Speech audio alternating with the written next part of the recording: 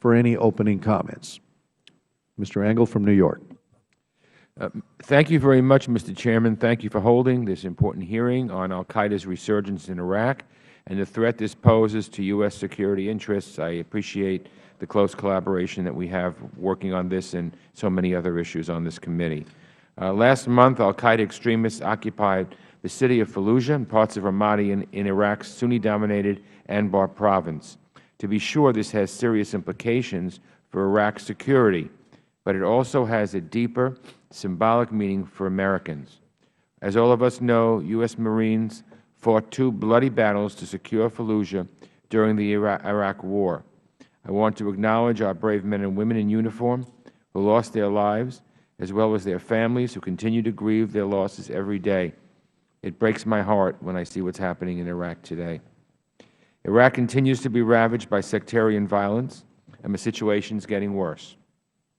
Last year, more than 8,500 Iraqis were killed in bombings, shootings, and other violent acts, the most since 2008.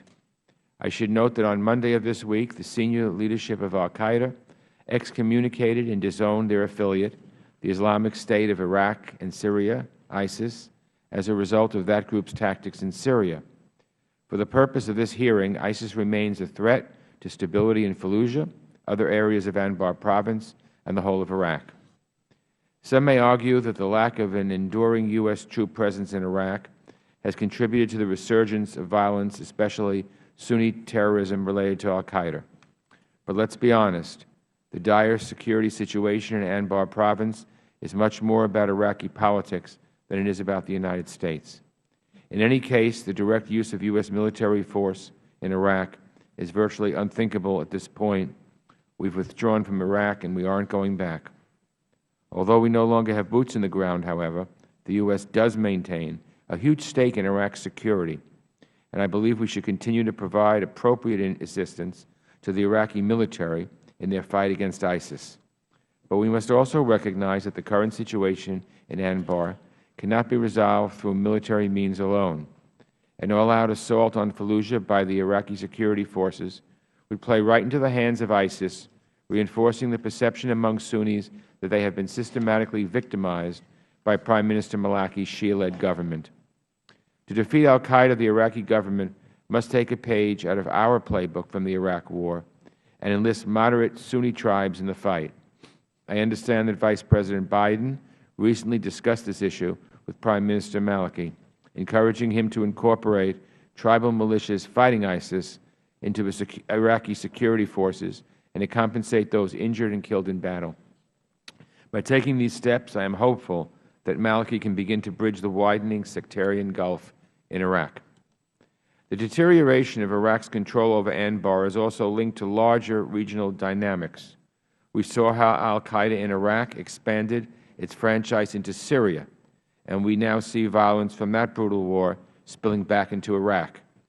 This has strengthened ISIS and served as a recruitment vehicle for thousands of foreign fighters. The slow bleed in Syria has been a clear hindrance to progress in Iraq. Iran's nefarious influence in the region also contributes to instability. It is well known that some senior Iraqi officials have a very cozy relationship with Iran, and Iraq has not done nearly enough to prevent Iranian overflights that deliver weapons to Hezbollah and the Assad regime in Syria. In order to stabilize Iraq, the Iraqi government will need to be a more responsible actor in the region. Chairman Royce and I emphasized that point when we met with Mr. Maliki several months ago. The discussion today is important to understand how we can encourage a political solution in Iraq that will give Sunnis a meaningful stake in the future of their country. This is the only viable way to build a safer future for Iraq while helping to curb Iranian influence and hopefully reducing the violence in Syria.